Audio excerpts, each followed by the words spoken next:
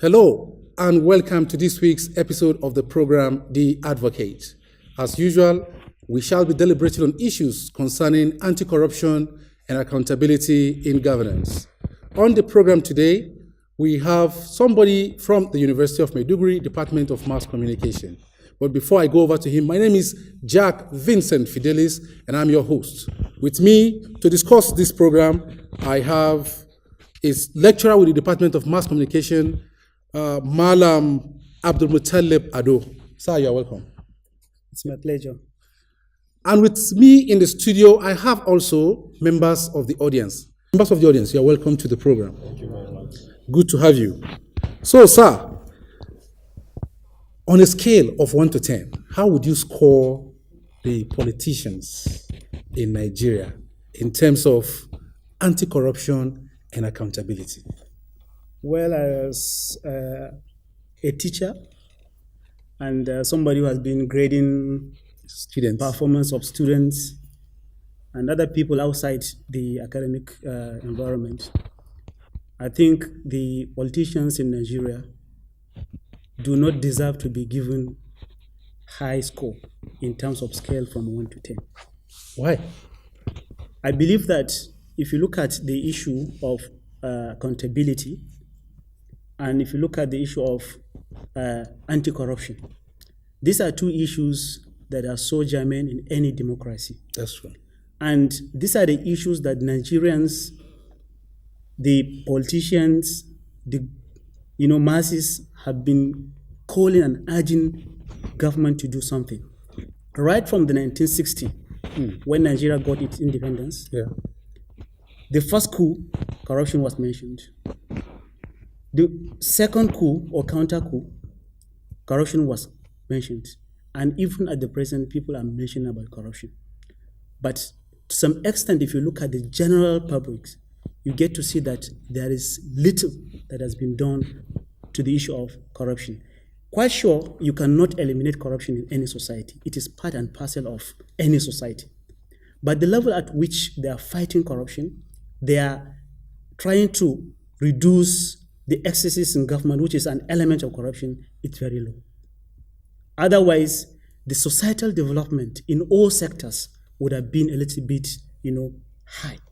So because of that, if corruption is, dealt severely, we might have seen development in education, infrastructural development like roads, road networks, water supply, electricity, and all these things are not in Nigeria. Therefore, corruption is not being brought the way it should be. When it comes to the issue of accountability, the scale will be maybe 2 or 1, because the entire governance, business of governance, is not open to people. People don't know how much money is being given to the state, how much money is given to sectors, how much money is being given to recurrent expenditure when at the end of the year.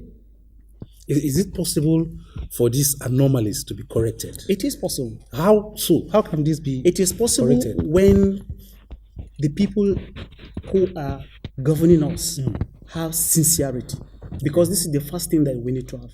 I can tell you something now, but deeply inside me, I know I'm lying. That is insincerity. And majority of them, they are insincere. So we need sincerity. Very good. It's only when you are sincere that you should be accountable to yourself, accountable to your family, accountable to the people who have elected you. Then we'll be able to start having, progress or much progress in governance in Nigeria. All right. You can see a governor is telling you, but he knows that he's lying. President knows he's lying. Almost everybody, and it's not only about the politicians when we talk about the governance, even ordinary civil servants, they lie. And they don't do things transparently. You go and meet somebody in this office, you'll be hiding files. While as a citizen, you have the right to know what is going on. Though there are some laws that restrict the amount of information you disclose. Look at the FYP. How many people, how many agencies respond to that? Look at the NNPC. Look at the CBN. They don't open to request for the information by the civil society organizations and other citizens. So because of that, the issue of transparency, accountability, is actually very low in Nigeria. You see, the truth is this issue of poor accountability and lack of transparency in the system needs to be checked. To a very large extent, it needs to be checked. And because of it, it has been noticed that voter apathy is now a part of our society because people lose faith in the system. People lose faith, So my next question to you right now is, what, in your own opinion, are the major causes of voter apathy, and how can it be addressed? Okay, let the audience get this straight. All right. You see, when we talk about voter apathy, or if you like, the voter turnout during the election, it is not common to Nigeria. It's not only common to Nigeria. Yeah. Even in the developed countries, That's true. it's there. Yeah. There is no country that is practicing democracy that experienced 100%, even 90% voter turnout. Okay. The highest is Belgium. The second, I think, is Greece, and the third should be South Korea. Even the so-called developed countries like France, Germany, USA, they are in the bottom. Look at the Pew Research outcome. Even the US, you have only 52% voter turnout. And this is one of the highest in the recent midterm election. So it's not only new to Nigeria. In Nigeria, I think we were experiencing a little bit high voter turnout. From the 1999, when democracy started, where we had about only 47% voter turnout, the last election, it was more than 51.9%. How credible is the source? You see, the credibility of the source is that is the INEC that conducts the election. Okay. And it is one of the high agencies that we can trust when it comes to the issue of voter turnout. Okay. Because the number of vote people cast with their ballot, with the voter's card, then we'll be able to get that. Yeah. And there are so many civil society organizations that have attested to that. But what I'm trying to say is that if you look at America, where we look, for certain, developmental issues, they have only 52% voter turnout. So it means there is a little things about the issue of voter turnout and the issue of accountability. The only thing that if the voters, no matter how little they are, as long as they can change the course of an election, they can remove somebody from the seat of power because he's not accountable, because he's not transparent, because he's not open in terms of what he does. But you see, do we have the capacity to do this as citizens of Nigeria? To be able to say, because this person, XYZ, is not performing, they are recalled. This process of recalling has always been on the table, but it has never been practiced. But can the powers of the electorate be brought to bear on the system? When you talk about the Nigerians' capacity, I can say that we have the capacity. Okay. But the only incapacity that we have is the ability to move the capacity to move. In the sense that if you look at an average Nigerian, if you ask him, he knows that the person who is representing him or is ruling him is not doing the right thing. Okay. That is a capacity even to identify that something is going wrong. Okay. The only thing is that we have that incapacity to move and change the people who are incapable, who are not, capable to lead us. And in these things, there are two issues. You can do that when it comes to the issue of recall while the person is in power. And there is also recall during the election. The first one is more rigorous, and it may not be materialized. But when it comes to general election, when you change people after serving their constitutional term, you can change them. The only thing is that people have been, impoverished to the extent that they have little things to come and change the people in power. But one thing is that with the issues that we are getting now, high sense of awareness, education, we may get ourselves into that state where we'll be able to recall people who are not serving us rightly, especially during the general elections. Thank you very much. Filing the case in court. This is one factor that it is ambivalence. Of course, yes, don't collect those things. But then the votes of the electorate don't count, then there is virtually nothing. Well, viewers, you are still watching the program, The Advocate. The Advocate is a program designed to deliberate on issues concerning anti-corruption and accountability in the system. It is a program sponsored by the MacArthur Foundation and CTAD. With me discussing this program, I have a lecturer from the Department of Mass Communication, University of Maiduguri. He is Malam Abdul Muttalib Ado. It's on this note I want to go over to members of the audience to see if they have contribution to make. Well, sir, you've stressed all the problems. Tell us your name, please. Oh, my name is Zanda Kwame Ibrahim. I'm the Health Officer from Connected Development. You've stressed all the problems. Like you mentioned, people are not utilizing the Freedom of Information Act and so on. How best can we create awareness towards attitudinal change so that people will know about this Freedom of Information Act so that they can leverage on it? And access some of this information. I believe it is only by doing so that people will know what's going on in terms of the things that are being earmarked in their communities.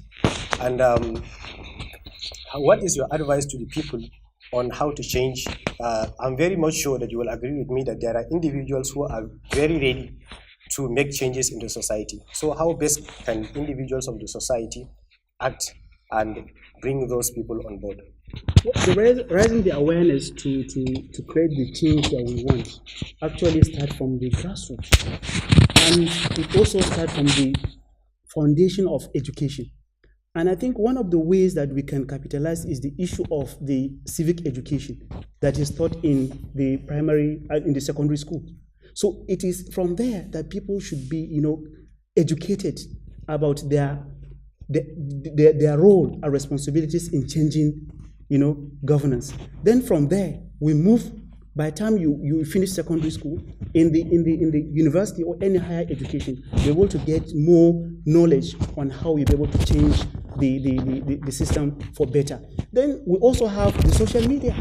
The youth today are social media savvy. They can access it.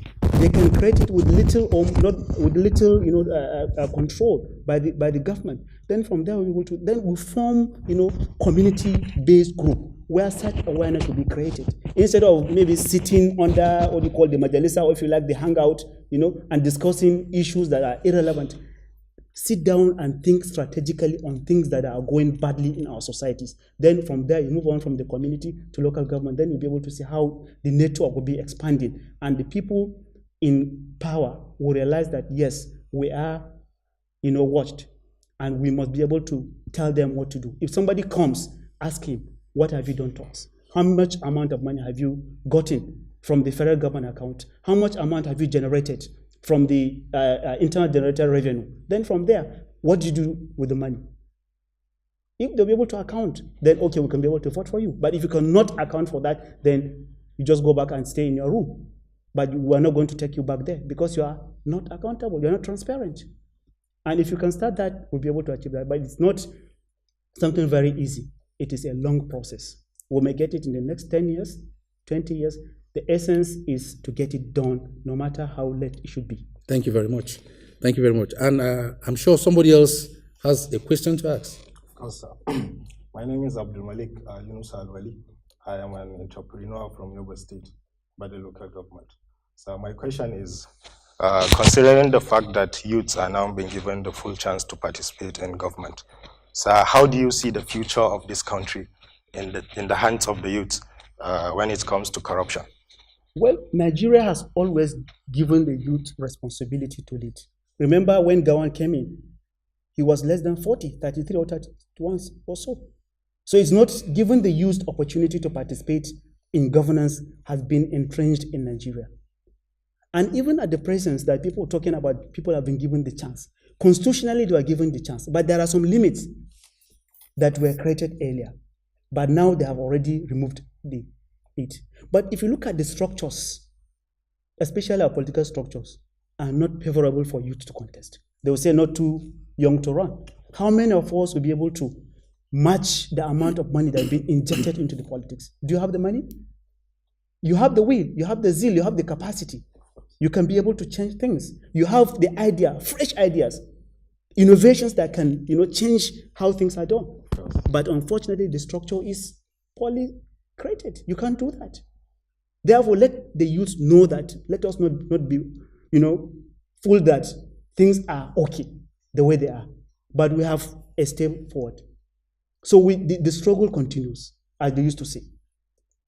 Thank you. But the youths have the capacity. They have the ideas, modern one that can change things. Look at France. At least they have a youth leader. But what of our own? Somebody who is 70 I've never seen a situation whereby a civil servant will stay up to 70. Perhaps you're not working, but they have an age limit at which you will stop working. Why? There should be a reason. Because you cannot think clearly. But the youth, if in politics, if you are 80, when you are retired, that's when you go to the politics. How will you expect new innovation? Thank you very much, Malam Ado. That's a very, very wonderful contribution. This is where to file in the case in court. This is one factor that it is ambivalence. Of course, yes, don't collect those things. But then the votes of the electors don't count, then there is virtually nothing. Well, viewer, you are still watching the program The Advocate, a program sponsored by the MacArthur Foundation and CTAD. As usual, our deliberation is on anti-corruption and accountability in governance. So far, Malam Ado has been doing justice to the topic. It's on this note, too, that I want to find out how best transparency particularly, how best can it be entrenched in the system? One of the best ways is for us to learn from the societies where transparency has been entrenched. Okay. We look at the system whereby constitutionally you should be able to periodically tell Nigerians in general, or people you represent, how much amount of money you've gotten, or what have you done with how much amount of money, and what remains, what do you want to do. If there is that particular clause in the Constitution that has made it mandatory for all these people to do that, then we'll be able to achieve that. Okay, from the way you are putting it, it sounds so simple, so mundane and commonplace. Then why is it a difficult thing to achieve in Nigeria? We've been saying the same thing for a very long time now. Yes, the main reason is that, as I said earlier, we have people who are insincere, people who don't want to tell the people or the Nigerian what they do. Just imagine, maybe in your house, if you are transparent to yourself, you know the amount of money you have in your pocket, you know how much you spend. Why didn't you tell people you represent? So one of the reasons is that we have many of our leaders, I'm not talking about only political leaders, even leaders in our ministries, agencies, parastatals, and all other places, they are not transparent enough, sincere enough to tell people, this is what I'm doing to you, and this is what I'm intending to do. So we need that particular sincerity. I still so much be talking about sincerity because it's the basis. Once we lack that sincerity, you can hide anything you want. It's not wrong to commit a mistake, but it requires sincere heart to accept that, yes, I've done a mistake, and this is why, because we're human. So we need that particular thing as long as we want. It is possible to have an institution with the structures constitutionally, backed, but when it comes to the issue of implementation, certain cannot be done. And our constitutions, at some extent, be calling for transparency, calling for accountability, but the implementation has always been the problem. Perhaps because the punishment is not that severe. All right, talking about punishment, there is need to curtail these excesses of politicians and people in government. There's need to curtail their excesses. So now, what particular punishment will help to dissuade them from this vile act of corruption and lack of accountability? My candid opinion is that we need a severe punishment for anybody who willingly, openly rob our country. We've seen them. They go scot-free.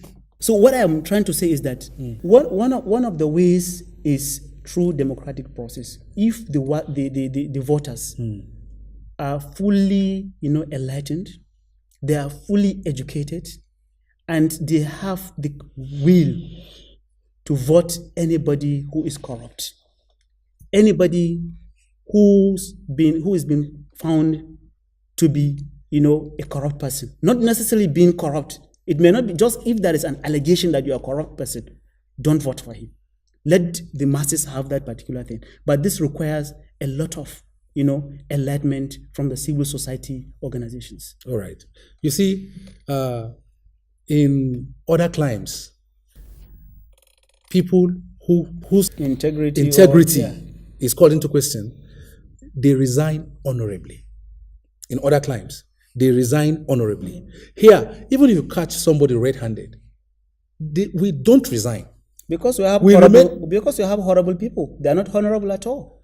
That is Some because of them- it's like there is no punishment in the real sense of the word. But there is no punishment. But remember that we're talking about just the capital punishment.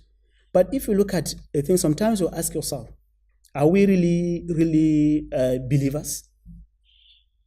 Because there is punishment for anybody who is still in nearly all the religions. And certainly on the religions that we practice, we claim to be practicing. I'm a Muslim, but I'll go and steal. While I know there is a capital punishment for somebody who is still not necessarily here, but in the hereafter. And something with other followers of religion, but the same people who go and steal. So except perhaps we go back and reorient ourselves through the religious process, one, then we also include capital punishment in our constitution and reduce the bureaucratic process of perhaps convicting somebody, then we'll be able to achieve that. Not passing through this and all these things. All the steps should be reduced. Perhaps we'll be able to get there. All right. So how would you sensitize the masses to contribute their own quota in fighting this scourge? Well, sensitization is multifaceted thing. Okay. It So starts from what will you tell them? As in, how can the people now contribute in this fight against corruption? well, people can contribute to that. How? As I said, if they are sensitized. If somebody who is not informed cannot inform.